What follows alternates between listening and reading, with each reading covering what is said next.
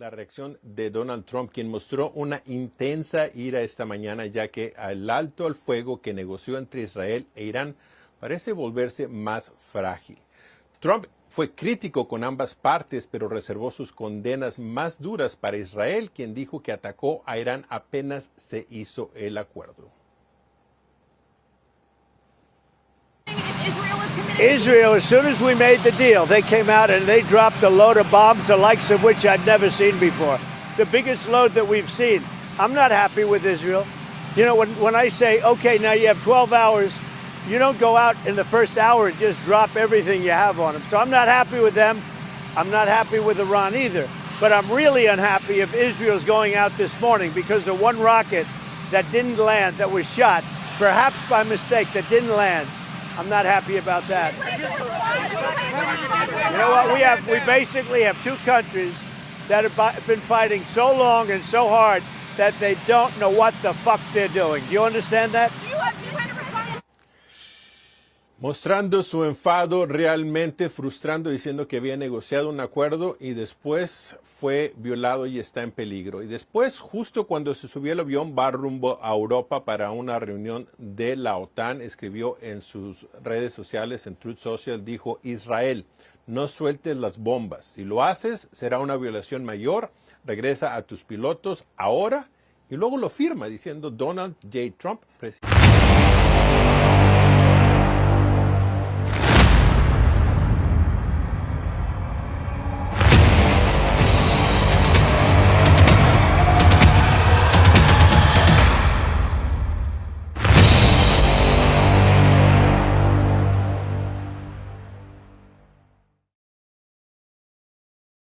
Amigos, buenas tardes a todos los que están del otro lado, agradeciendo la atención que siempre nos dan, y vamos a hablar de lo que está hablando todo el planeta y de lo que venimos escribiendo en nuestro sitio web y a través de otras plataformas e intercambiando con otros colegas sobre el Medio Oriente y qué está pasando, ¿verdad?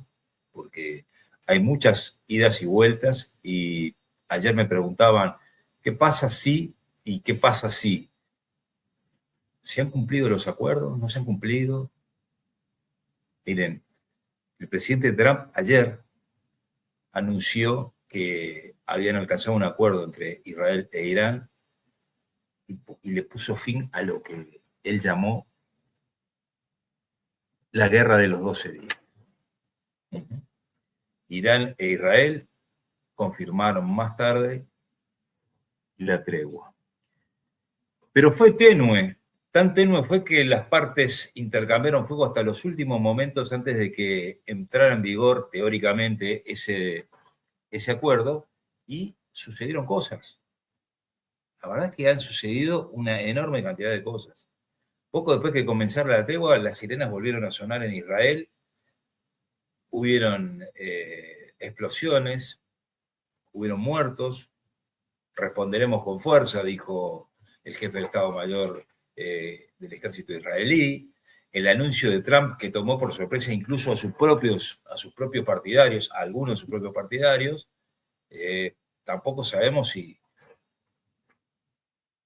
implicaba que la guerra había logrado el objetivo principal, que era el desmantelar el programa nuclear de Irán, porque en realidad lo que sabemos es que se atacaron las instalaciones, pero ¿es posible afirmar de que se ha destruido el programa nuclear de Irán? Después de que muchos científicos, pese a que los principales o parte del grupo de los principales han sido eliminados, pero Irán lleva ya casi 7 décadas trabajando en esto. O sea, se desmanteló. ¿Eso quiere decir que no van a poder seguir trabajando en esto? ¿Dónde está el uranio que debería haber estado en esos centros y que no ha aparecido aparentemente hasta el momento? Bueno, son todas preguntas que hay que hacerse, ¿verdad? Trump dijo que las bombas habían destruido, arrasado el programa nuclear de Irán, pero realmente, ¿fue así o no fue así? ¿Tiene Irán una estación o una instalación de enriquecimiento de uranio clandestina, secreta, que no haya sido detectada hasta el momento? ¿Dónde están las reservas de uranio que se hablaban? Porque hasta ahora no han aparecido. Y de acuerdo a lo que se había declarado en las últimas inspecciones y demás, las reservas esas son fácilmente transportables, en caso de que las hayan querido transportar a algún otro sitio. ¿Se va a reconstruir Irán? Los inspectores de la Organización Internacional de Energía Atómica van a seguir anunciando sus inspecciones y no van a haber inspecciones sorpresa. ¿Qué va a pasar? Aparentemente, Irán ha dicho que no va a firmar otro tratado y que no va a autorizar el ingreso de los inspectores a partir de ahora. En todo caso, después de los ataques, se dice que el Parlamento de Irán aprobó el borrador de un proyecto de ley que va a suspender la cooperación futura en estos temas.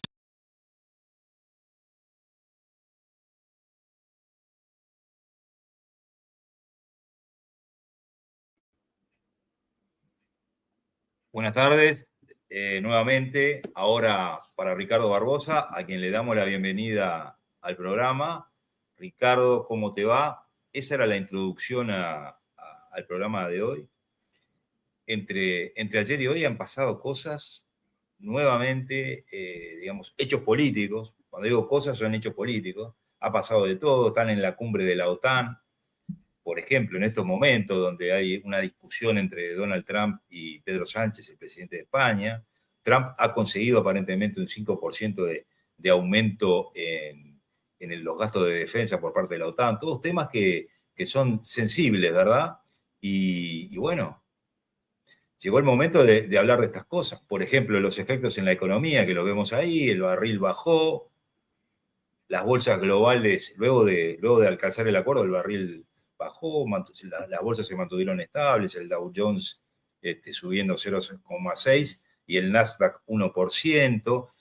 Todo el trasfondo económico y comercial que tiene esta guerra es importantísimo, pero también está todo lo que implica esto que hablaba recién de, ¿se habrán destruido realmente las instalaciones de enriquecimiento de uranio? ¿Estará liquidado el programa de Irán? Yo particularmente, Ricardo, no lo creo. No sé qué opinás vos, pero bueno, en todo caso, te doy la bienvenida nuevamente, te agradezco tu tiempo, que sé que estás muy ocupado y bueno, te dejo un Bueno, poco la Fernando, muchas gracias por la invitación. Saludo para todos los que nos están mirando. Felicitaciones por el programa, porque sé que va marchando bien.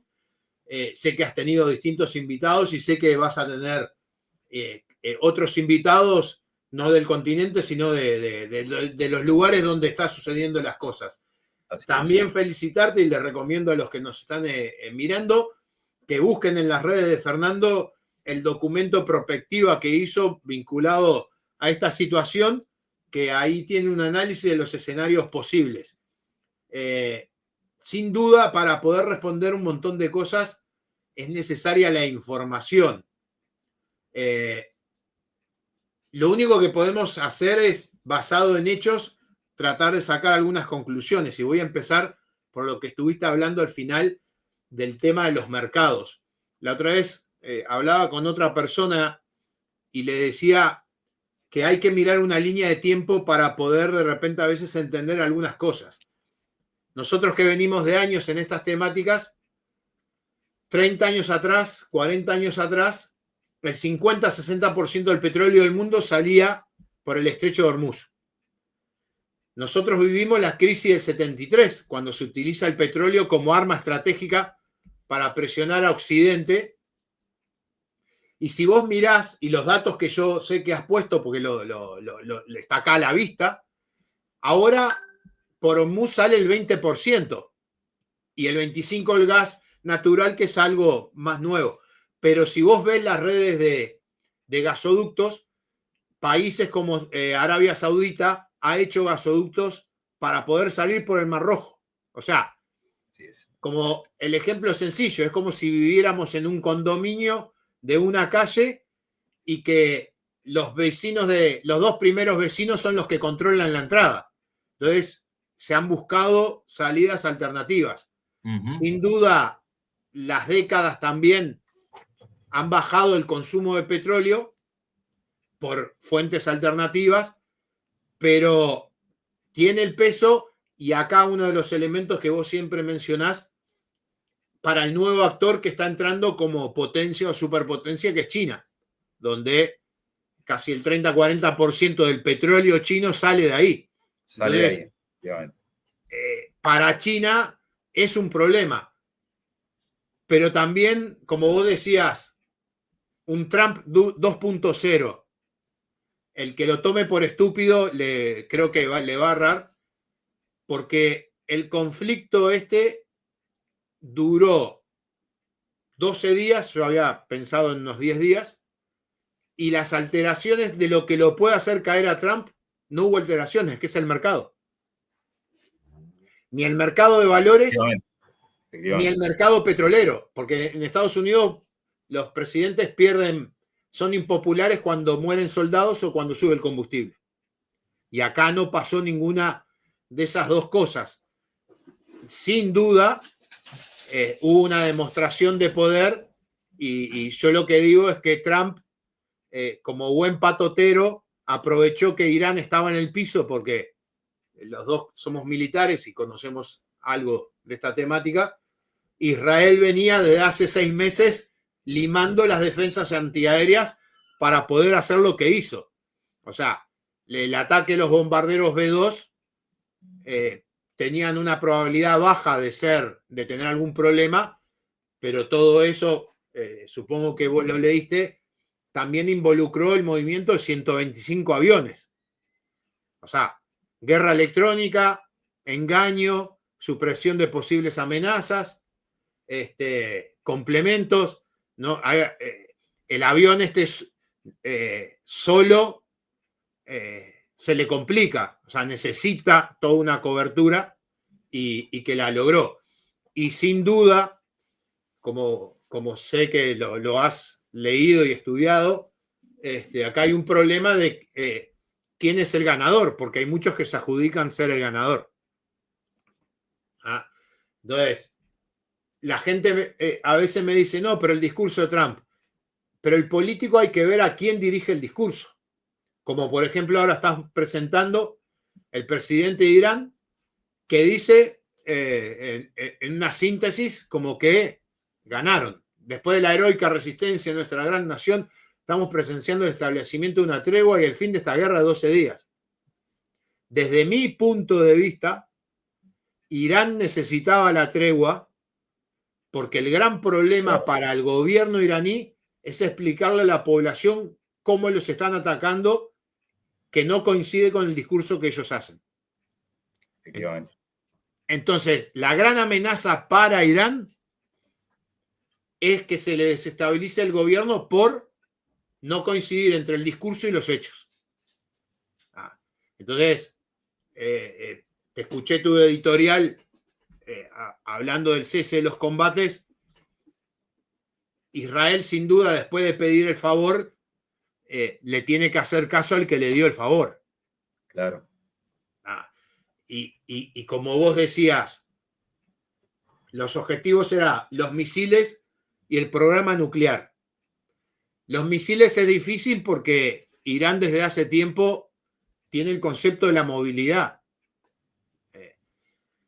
En los barcos se sabe que ponen contenedores, que adentro de los contenedores van misiles. Entonces es muy difícil identificar dónde está el misil hasta que lo tiran. Y después, como vos decías, el programa nuclear, no sé si será verdad o no, pero se habla de que se filtró un informe de inteligencia de las no sé cuántas agencias de inteligencia que tiene Estados Unidos, que dice que sin ir a las especulaciones de dónde está el uranio, dónde están las centrifugadoras, que el ataque no tuvo los efectos deseados. La otra vez estaba pensando, a ver, yo no soy experto en análisis de fotografías satelitales, pero si vos atacás una caverna, porque lo que estaba abajo de la Tierra es una caverna con cosas, claro, y supuestamente la destruís, aunque esté a 80 metros, el suelo se tiene que hundir. Y en las fotos que están mostrando está la entrada de las bombas, pero el suelo está normal. Depende, Ricardo, yo que leo mucho sobre el tema y Sí, que me interesa todo el tema de la guerra de túneles, me interesa muchísimo. Y he leído, esto es diferente que un túnel, esto es un establecimiento construido adentro, bajo una montaña, ¿no? ¿Verdad? Pero la guerra de túneles, vimos en Gaza, por ejemplo, ¿no? Lo que vimos en Gaza. Lo que vimos de los túneles de Hezbollah también. ¿Viste lo que eran por adentro esos túneles? La estructura que tenían. Y solamente en 2 oportunidades vi que el suelo se venía abajo. claro. Una de ellas fue cuando mataron a Nasrallah, por Sí, ejemplo, en donde penetró una de las bombas que dicen que también se utilizó que se sí, utilizaron en este tipo de ataques. Si no, lo destruyen por adentro porque son, digamos, construcciones de concreto muy, muy fuertes. Las sí, hacen, sí. digamos, las destruyen por adentro, pero no cede el suelo, Claro, ¿verdad? lo que pasa En es que algunos. Estoy de estamos acuerdo hablando, contigo, ¿eh? a ver, estamos hablando de 40 toneladas de explosivo, Claro, 3 bombas. claro, claro. Por un detalle que me hizo pensar eso es que después Israel ataca las entradas de los lugares subterráneos. Si la Claro. destrucción del lugar se comprobara, no necesitas destruir las entradas. Es la duda que me queda y sin duda el tiempo lo dirá. Que debilitaron el programa, no hay duda. Que se la complicaron, no hay duda. Vos diste un factor fundamental que es el recurso humano. Claro, claro. Pero yo te digo esto, Ricardo, para Sí, pensar, para reflexionar. Si vos sí. tenés un país que hace aproximadamente, ¿no? 70 años que comenzaron con esto, ¿verdad? Mirá, cuando cae el Shah de Irán en el 79, ya ahí estamos hablando de 70 años, a él le proponen usar la bomba atómica y él, como los clérigos pueden interpretar el Corán y los escritos de Mahoma, él dijo que no iba con el pensamiento de Mahoma y que no iba de acuerdo a las escrituras. Pero a partir de 1990, que él muere y lo sustituye otro clérigo, a partir de 1990 empiezan. Y en el 2001 es que se descubre todas estas bases secretas. Yo lo que quiero decirte es que un país, ¿verdad? Con una cultura de, ponele, alrededor de más o menos 70 años, desarrollando un programa nuclear, por más que le maten los 5 científicos principales o los 8, tienen atrás un plantel que está perfectamente capacitado y conocen del tema. Sí, O no hay sea, duda. vos para destruir un programa, tenés que destruir el programa más todos los que trabajan en el programa, no los 5 cabezas principales. ¿Verdad? Entonces, por eso yo pienso que no está destruido y también he escuchado a algunos medios iraníes que dicen que van a seguir trabajando en el enriquecimiento de uranio. ¿Por qué? Y porque saben cómo hacerlo y no están destruidos del todo. O sea, los han retrasado en el cronograma de digamos, de la fabricación de un arma nuclear, pero no los han destruido completamente. No, Y lo no, veremos lo vamos a ver con el correr del tiempo. coincido contigo que, y hay un ejemplo, el actual ayatolá de Irán públicamente nombró a sus sucesores. O sea, Sí, sin duda hay un pensamiento estratégico para poder continuar los objetivos establecidos y la única forma de que esos objetivos establecidos cambien es con un cambio de gobierno. Pero ese cambio de gobierno no puede ser provocado desde afuera porque cuando el enemigo externo ataca, normalmente la gente se aglutina atrás del que representa al Estado. Si la población iraní no hace caer al régimen y el cambio de visión que traería, el tema nuclear va a seguir en la puerta siempre. sí, tal cual. Esa es la Eh, realidad. yo veo también que este conflicto sirve para evaluar cómo están evolucionando las guerras. Lo que venimos hablando desde hace ya casi 2 años que estamos en esto, de los programas y demás, cómo vienen evolucionando las guerras. Cuando hablamos de las guerras híbridas, cuando ahora decimos, que yo lo vengo escribiendo, es una guerra multidominio, esta, ¿verdad? En donde ya todo entra en ejecución. Fíjate que esta ha sido una guerra de misiles con muy pocos muertos. Sí, sí. Vos viste las proyecciones que yo hacía, están basadas en algunas proyecciones de la guerra de Vietnam, de la Segunda Guerra y demás, de cantidad de días contra bombardeos continuos, cuánta cantidad de muertos pueden haber, ¿verdad? Para calcular las vidas humanas. Pero en este caso, al haberse evolucionado, esto ha sido una guerra de misiles. Esto no ha habido infantería acá. No, no. Acá no A hubo ver, infantería. Entonces, y ¿verdad? sin duda los números de muertos van en relación directa a la preocupación del Estado de proteger su población. Claro, claro que sí. Claro que sí. Pero también otra cosa que te quería comentar para ver qué pensás es, mirá cómo en una teocracia como es Irán, el presidente, que no aparece nunca, se da el lujo de aparecer para proclamar una victoria. Y el ayatollah sigue escondido todavía, porque Irán es digamos, tienen una doctrina de ocultamiento de sus líderes y de hecho, al haber nombrado a 3 sucesores, en caso de que lo mataran, quiere decir que no han descartado que lo puedan matar, que él, como es un objetivo militar, que lo puedan matar. Yo tampoco lo descarto. No, no, a ver. Pero pará. Sí. Esta es lo que te quería hacer, escuchar tu opinión. Fíjate cómo después de esto, las posiciones de Trump y de Netanyahu quedan fortalecidos, súper fortalecidos. Netanyahu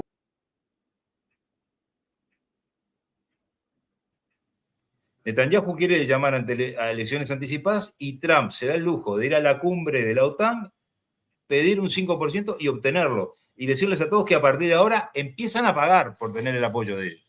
¿Entendés? O sea, mirá qué fortalecidos que salen de esto. Sí, sí. A ver. En el mundo árabe, estar escondido no es de mérito, es un mérito, porque Mahoma estuvo un tiempo escondido en cuevas para seguir sus luchas. Entonces, vos que estuviste con Saddam Hussein, sabés que fue así. Claro. Otra que escondido. Osama Bin Laden usó la misma lógica. Yo creo que la utilización del presidente es para un tema de imagen internacional, porque ver el título presidente uno asocia que es una república, pero no rascan en el fondo y realmente es una república tutelada por un grupo de clérigos. Sin duda, en Israel hay una aceptación de enfrentarse a Irán porque todos tienen claro que desde el 79 hasta nuestros días, o sea, son generaciones y generaciones, que muchos de los problemas que ha tenido el Estado de Israel ha sido por el apoyo de Irán, no solo a Hamas, Hezbollah, sino a los hutíes, sino a un montón de grupos.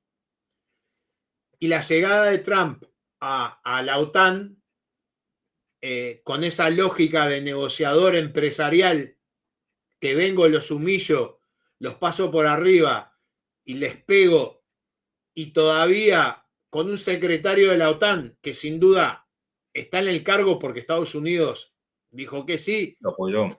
Claro, sobreexcitado, que parecía que se había tomado 2 Viagras en su discurso porque estaba en una locura increíble.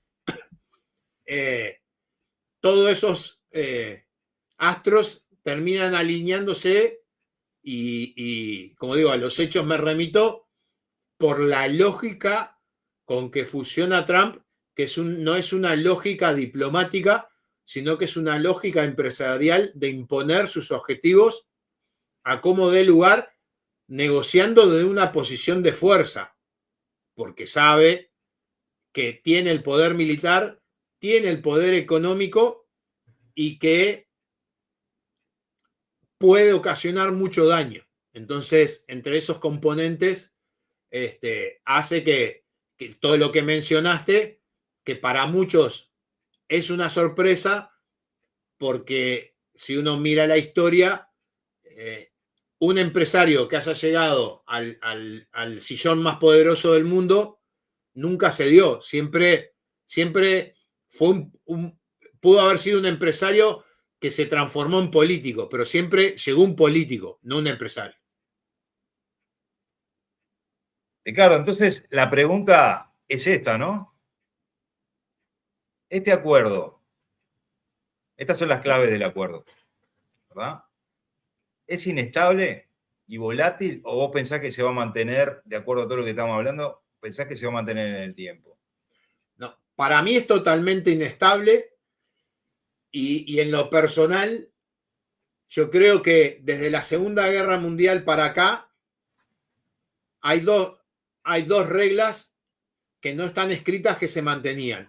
Una, no expandir los conflictos. Ejemplo, Corea, Vietnam, un conflicto africano, Ucrania, Rusia, Chechenia, nunca se expandió. Quedó encapsulado. No se repitieron los errores de la Primera Guerra Mundial y después de la Segunda. Y el otro tema es patear el tablero. Y creo que de la Segunda Guerra Mundial para acá, los dos que han pateado el tablero ha sido Osama Bin Laden e Irán a través de Hamas el 7 de octubre. Entonces, cuando sucede eso, los dos pasan a ser parias internacionales. Y acá, en la diapositiva, vos lo pusiste. Débil apoyo de Rusia y China a Irán. Porque hoy Irán, para mi punto de vista, es un paria que te puede meter en un problema que no lo podés atender, porque China vive de venderle a Europa, a Estados Unidos, y Rusia con la guerra de Ucrania no puede ayudar a nadie. Entonces, está solo, sigue con la lógica de buscar el arma nuclear, y el problema es que le dé la loca de lanzar algún misil, porque ahí le daría la oportunidad a Israel de volver a atacar, que el primer ministro dijo de que si era necesario iban a atacar. Sí, es verdad. Es verdad, lo dijo, lo afirmó, lo dijo muy, bueno, ahí lo tenemos, ¿no? Sí, sí. Ahí lo tenemos. Y lo otro que vos pusiste en el tercer renglón, el discurso de Trump, para mí, en gran proporción va para sus votantes, y el lema es: yo hago todo bien, yo soy el que soluciona todo, y si no se soluciona algo es porque los otros no me dejan. Ucrania y Franja de Gaza. De todas formas, Ricardo, estamos frente a un escenario que supera todo lo que pensábamos al principio de la asunción de Trump, ¿verdad? Fernando, Supera todo. La guerra Israel-Irán ya es vieja. Sí. Esto ya estamos hablando del pasado, porque viene con una... Mirá, no sé si recordás el año pasado en un encuentro que tuvimos que yo hablaba del gasto militar, de cómo había subido el gasto militar, por ejemplo, y de lo que se había dicho que había sido entre el 2023 y principios de 2024, 2.4 billones de dólares de gasto militar global, en general, bla, bla, bla. Ya se habla de que lo que va a hacer en este año va a superar lo del año pasado. Sí, ¿verdad? No hay duda. Entonces, ¿en qué escenario nos vamos a ver metidos en los próximos 6 meses? Por eso yo hacía ese tipo de perspectivas, ¿viste? Con mis propios escenarios basados en todo esto, también, que uno dirá, bueno, no hay ninguna información secreta, no hay ninguna información reservada, no hay ninguna información clasificada. ¿Qué se trata esto? OSINT, como lo venimos hablando también hace tiempo. Esto es OSINT. Y es otro de los artículos que he publicado, es la importancia de lo que se llama la fuente abierta, la información de fuentes abiertas. Cómo se puede clasificar, cómo se puede curar, como se le dice profesionalmente, y colocarla de manera tal que sirva como un elemento de decisión para los grandes ejecutivos, para los empresarios y para los políticos. Estamos en una época de cambio, ¿verdad? Antes todo esto era reservado, clasificado, ¿te acordás? Ultra secreto, secreto. Fernando, hoy vos entrás a las balanzas comerciales de cualquier país, por ejemplo Armenia, y con comparar un año con el otro te das cuenta que Armenia le compraba las cosas a Rusia. Claro, claro. Ya está, no tiene ciencia. La ciencia sigue siendo tener la capacidad de interpretar los datos. Eso es lo fundamental. Por eso yo digo que ahora se usa la palabra o el término curar la información, ¿verdad? Porque información hay de sobra. Sí, sí. Por eso recomiendo de vuelta a los lectores, vayan a la plataforma de Fernando y busquen el documento que él hizo, y ahí van a entender un montón de cosas. Así que, hola. Ricardo, otra cosa, mirá, por ejemplo, cuando se produce el acuerdo, ¿no? Cuando Trump anuncia el acuerdo, a las 2 horas, comienzan ataques por parte de Israel y luego represalias por parte de Irán. Eso lleva a que Trump le haga un llamado de atención, que es como empieza el programa de hoy, ¿verdad? Bastante violento. ¿Vos qué pensás en ese aspecto? ¿Qué buscó Israel aprovechando esa ventana que le daba la entrada en vigor del acuerdo? Y después, ¿por qué Irán atacó donde atacó? ¿Verdad? Es una diplomacia de la guerra decir, bueno, porque avisaron además, ¿verdad? Entonces, esto es como un intercambio armado, entre comillas, avisado. Yo creo que lo de Israel, yo creo que fue tirar del piolín a ver hasta dónde Trump les paraba el carro. Entonces tiraron y Trump enseguida salió. Y lo de Irán fue un arreglo para poder dejar contento a su población, porque tiran unos misiles de mediano y corto alcance que fueron fácilmente interceptables por las baterías que había en Qatar, que se vieron en la tele, aparte se ve cómo le pegan en el aire, y le tiran a una base que la habían vaciado los estadounidenses. Entonces, atacala, si tira algo, decí que te fue bien, porque aparte el otro tema es que la prensa dentro de Irán está controlada. ¿Estás hablando de la base de Qatar? Claro. ¿O de Beersheba, de la ciudad israelí donde atacaron? No, de la base de Qatar. La base de Qatar estaba vacía. Sabés que si entras en Google y haces un poquito de investigación, tampoco no mucho, para apoyarte en lo que vos decís, vas a ver fotos satelitales de la base 3 días antes y la base 3 días después. Sí. La verdad que estaban esperando el ataque. Y el otro tema con los misiles que caen en población civil en Israel, te quedan dos posibilidades. Uno, que piensen que van a debilitar la moral, que eso históricamente es imposible. Y lo otro es un problema de tecnología. Porque sin duda a un misil que va a 10 veces la velocidad del sonido, le moves una de las aletas 1 milímetro y le erran 1 kilómetro. Entonces, me parece que ese es el problema que están teniendo, que hay un problema tecnológico para tener una precisión que coincidentemente lo tienen los rusos, porque ellos argumentan que atacan objetivos militares y lo que se ve es que le pegan un edificio de gente. Entonces, tengo que pensar de que, o lo peor, que atacan a la gente por atacarla, que sería un desperdicio, pues no cambia la guerra. Lo segundo, que hayan problemas tecnológicos. ¿No? Así que, claro, yo creo que hay problemas tecnológicos. Sí. Me afilio a pensar. Vos dominás más el tema que yo. Me afilio a pensar de que hay problemas tecnológicos, sobre todo en el tema de lo que hablamos de Rusia, porque Rusia es un tema que lo hemos hablado varias veces también, está muy avanzado en algunos casos, en otros no tanto, pero en realidad hay varias Rusias dentro de Rusia, ¿no? Sí. Entonces, depende de quién sea el que está operando determinado tipo de armamento, en qué región, estará más adelantado que los que están, por ejemplo, en Moscú, ¿no? Claro. Es así, visto de afuera parece que vos decís, Rusia atacó, pero ¿quién atacó de Rusia? Claro. ¿Qué batallón? ¿Qué unidad? Sí, ¿Quién sí. fue? ¿Verdad? Sí, No sí. todos tienen la misma tecnología, es un No, país no. muy grande, tienen tropas muy, muy dispersas, tienen muchas especialidades.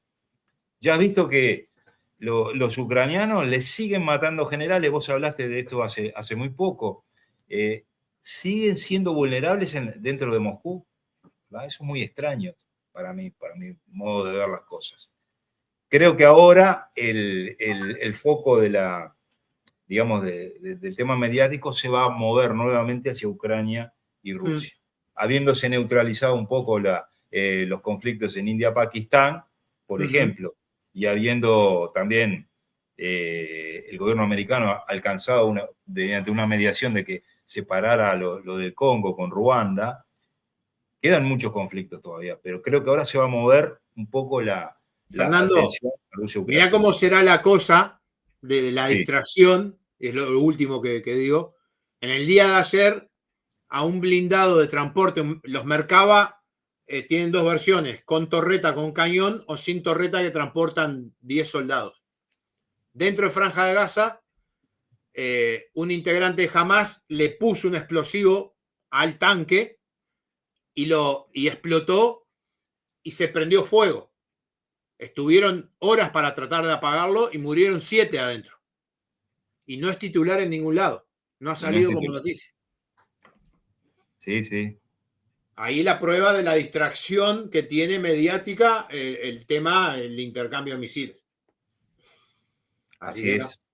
Bueno, Ricardo, no sé si, ¿qué te parece? Creo que nuevamente tenemos un muy buen encuentro y bueno, esperamos las próximas, ¿no? Las próximas novedades. Sé que lo que está pasando ahora pues lo estoy viendo aquí en mi otra pantalla, en la cumbre todavía va a dar mucho que hablar, porque esto de negociar, sí. Desde abril hay un documento que se llama, que ya te lo digo, pues lo tengo acá. El documento se llama Plan de Rearme Europeo, líneas principales para el 2030, la activación de la cláusula del escape nacional. Eso es de España. Es para España, no para evitar poner el 5%, porque acá el problema que vos tenés es la típica frase de mantequillas o cañones. ¿A dónde va la plata? Y España quiere mantequilla y no quiere cañones porque con mantequilla te gana votos, con cañones no. Claro. Bueno, Fernando, te agradezco. El plan de rearme europeo es un tema que lo vamos a tener que tocar entonces. Perfecto. Y Ricardo, te agradezco a vos. No, a las órdenes. Enormemente. Un gran saludo. Estamos igualmente en contacto. La semana que viene seguramente vamos a tener una novedad de la que vos ya hablaste un poquito al principio del programa. Y bueno, te agradezco mucho por tu tiempo, que sé que estás muy ocupado. Un fuerte abrazo, saludos a todos los televidentes y escuchas de este programa. Que vayan a ver el artículo que subiste a las redes, que ahí se van a aclarar muchas cosas. Muchas gracias. Muchas gracias. Muchas gracias. Abrazo.